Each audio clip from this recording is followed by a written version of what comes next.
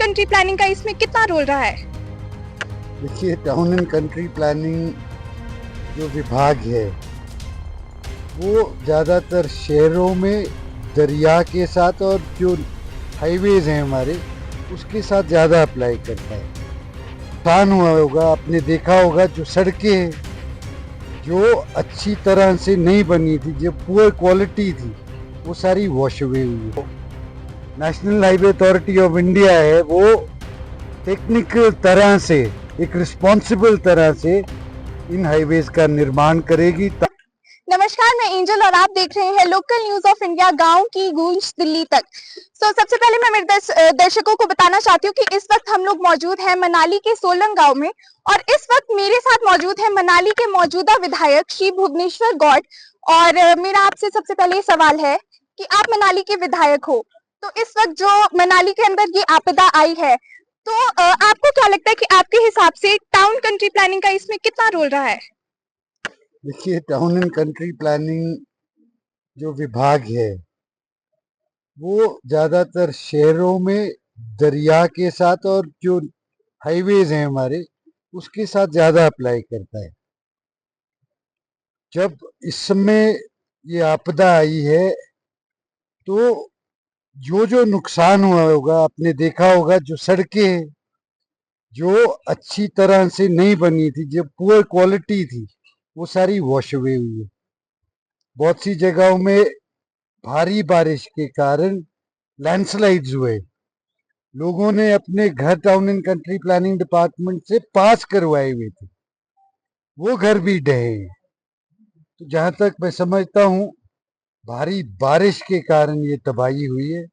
और प्रदेश सरकार, आपने देखा होगा पिछले कल भी माननीय मुख्यमंत्री जी मनाली के दौरे पे थे और जहां जहां पे नुकसान हुआ है माननीय मुख्यमंत्री जी वहां गए हैं, आकलन किया है और जहां पे जो राहत देनी थी वो हम लोग दे रहे हैं।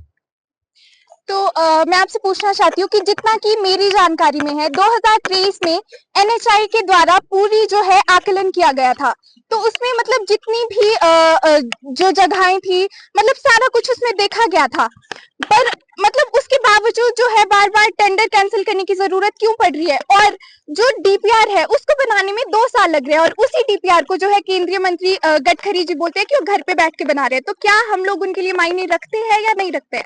यही बात हमने 2023 में भी आदरणीय गडकरी जी के सामने रखी थी। हमने ये भी कहा था कि जो वल्नरेबल पॉइंट्स है वहां पे आरसीसी की वॉल दे के जो अपनी रोड है उसे बचाए। परंतु आज गडकरी जी ने संज्ञान लिया है। मैं समझता हूं आने वाले समय में जो national highway authority of India है वो टेक्निकल तरह से, एक रिस्पॉन्सिबल तरह से इन हाईवेज का निर्माण करेगी, ताकि जो आपदा आज के समय में हमारे क्षेत्र में सड़कों की वजह से आई है, national highway authority of India की वजह से आई है। 25 जून से जब हमारा टूरिस्ट सीजन अपनी चरम पे था, जब क्लाउड बर्स्ट आए, सड़कें बंद हुई, हमारा पूरा टूरिस्ट सीजन खराब हो गया। उसके बाद जब हमारा सेब का सीजन, हमारा सब्जियों का सीजन शुरू हुआ, तो यही हाईवे यहाँ नहीं मंडी में जाके खराब हुआ, जिसके कारण हमारा जो सब्जियां थी वो रास्ते में सड़ गई। जो सेब था हमारा, उसका उचित मूल्य नहीं हमें मिल पाया, सेब हमारा मंडियों तक नहीं पहुंचा। बहुत से लोग तो ऐसे थे जो बीमार थे, जिन्हें ट्रीटमेंट के लिए नीचे ले जाना था, उन्हें भी नेशनल हाईवे खराब होने के कारण वापस आना पड़ा।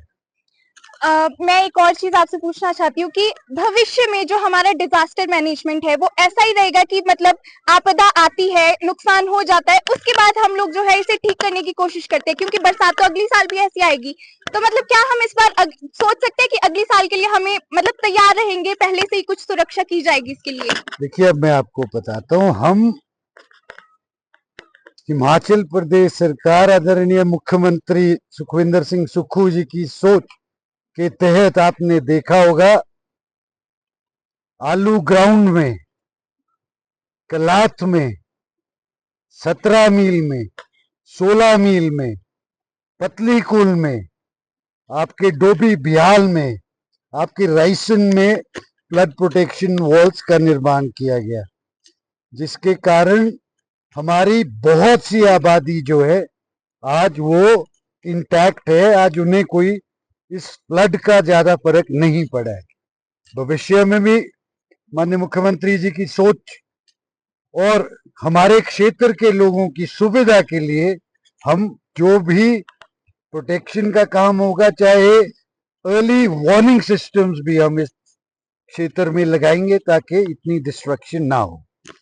और एक आखिरी सवाल मेरा आपसे है कि जैसे इस वक्त अभी आप सोलंग वैली में, सोलंग गांव में मौजूद हो, तो 2008 के वक्त भी इस गांव में जो है आग की वजह से पूरा गांव ही खत्म हो गया था एक तरीके से, और मतलब अभी लोग उस चीज से उभरे ही थे कि तब तक अभी बरसात के कारण फिर से अब यहाँ पर खतरा नजर आ रहा है।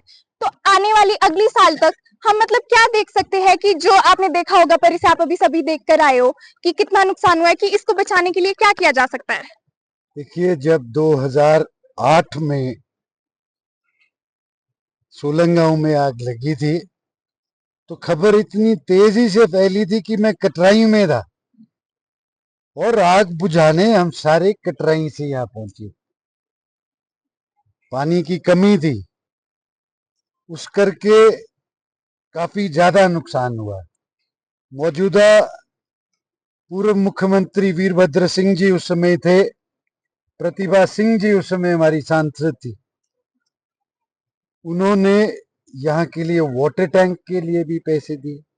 वीरभद्र सिंह जी ने अपने निजी उससे भी सभी को मदद करी।